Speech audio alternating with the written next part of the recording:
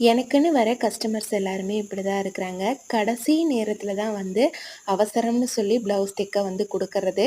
இந்த ப்ளவுஸ் பார்த்தீங்க அப்படின்னா, நேத்தே வந்து குடுத்துட்டாங்க. எனக்கு இன்னைக்கு வேணும் அப்படின்னு சொல்லி கேட்டிருந்தாங்க ஞாயித்துக்கிழம.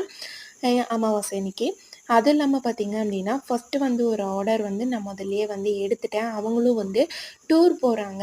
அதனால எனக்கு வந்து இன்னைக்கே வேணும் அப்படின்னு சொல்லி குடுங்க அப்படின்னு சொல்லி கேட்டிருந்தாங்க. இந்த கஸ்டமர் வந்து பார்த்தீங்க அப்படின்னா, நான் ஊருக்கு போறேன் பெங்களூரு. அதனால வந்து நீங்க எனக்கு இன்னைக்கே வந்து குடுத்துருங்க அப்படின்னு சொல்லி கேட்டிருந்தாங்க.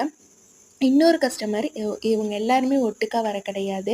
ஒன் பை ஒன்னா அப்படியே கொஞ்சம் கொஞ்சம் நேரம் கழிச்சு அடுத்தடுத்த கஸ்டமர் வந்து இது பண்ண ஆரம்பிச்சுட்டாங்க. இன்னொரு கஸ்டமர் வந்து கால் பண்ணியிருந்தாங்க. எனக்கு வந்து நாளைக்கு பர்த்டே அதனால வந்து ட்ரெஸ் எடுத்துட்டு வந்திருக்கேன். ஸ்டிச் பண்ணி குடுங்க அப்படின்னு சொல்லி கேட்டிருந்தாங்க. இந்த மாரி தான் வந்து ஒன் பை ஒன்னா வந்தது. சரி நானும் வந்து 1 ப்ளவுஸ் தானே, 2 ப்ளவுஸ் தானே, 3 ப்ளவுஸ் தானேன்னு வந்து வாங்கி வச்சுட்டேன்.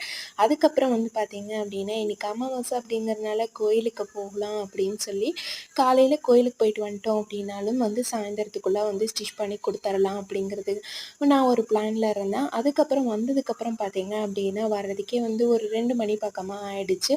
அதுக்கு மேல வந்து ஒருத்தரோட ப்ளவுஸ் மட்டும் தான் வந்து ஒரு பாதி வேலை முடிச்சு வச்சிருந்தேன். இன்னும் பாதி வேலைக்கு மேல இருந்தது. அந்த ப்ளவுஸ முடிச்சுட்டு, அதுக்கப்புறம் தான் இந்த ப்ளவுஸும் நான் கட்டிங் போட ஆரம்பிச்சேன். இது கட்டிங் போடும்போது பார்த்தீங்க அப்படின்னா, டைம் வந்து ஒரு 6 மணிக்கு பக்கமாவே இருக்கும். டீ டைம முடிச்சுட்டு தான் ஸ்டிச் பண்ணவே வந்து உட்காந்தேன். நெக்ஸ்ட்டு வந்து பார்த்தீங்க அப்படின்னா, இடையில வந்து கொஞ்சம் மழை வேற பயங்கரமான மழை சேலத்துல எல்லாமே. அந்த மழை பெஞ்சதுலயும் பார்த்தீங்க அப்படின்னா, கரண்ட்ட வேற ஆஃப் பண்ணிட்டாங்க. கரண்ட்டும் வந்து போயிடுச்சு. ஸ்டிச் பண்ணவும் முடியல. என்னடா இது! எப்படி கஸ்டமருக்கு டெலிவரி குடுக்குறது அப்படின்னு பார்த்தா, அதுக்கப்புறமே நானும் டிஃபன் ஒர்க் எல்லாமே முடிச்சுட்டு, அதுக்கப்புறம் கரண்ட் வரும், ஸ்டிச் பண்ணி குடுக்கலாம் அப்படின்னு வெயிட் பண்ணிக்கிட்டே இருந்தேன். ஒரு வழியா கரண்ட் வந்தது. அப்புறம் அவசர அவசரமா வந்து ப்ளவுஸ் எல்லாமே ஸ்டிச் பண்ணி எடுத்துட்டு நான் எவ்வளோ அவசரமா தைச்சாலுமே வந்து பார்த்தீங்க அப்படின்னா, நான் கரெக்ட்டா இருக்கா அப்படிங்கிறத செக் பண்ணி தான் வந்து ஸ்டிச் பண்ணுவேன். அர்ஜென்ட் ப்ளவுஸ் அப்படின்னா, நான் அதுக்காக எக்ஸ்ட்ராவெல்லாம் சார்ஜ் வாங்க மாட்டேன். என்னோட தையக்கூலிய மட்டும் தான் வந்து முதல்லயே கேட்டு வாங்கிக்குவேன். ஏன்னா நம்ம தைச்சதுக்கப்புறம் அவங்க வாங்காம விட்டுட்டா என்ன பண்ணுறது அப்படிங்கிறதுக்காக.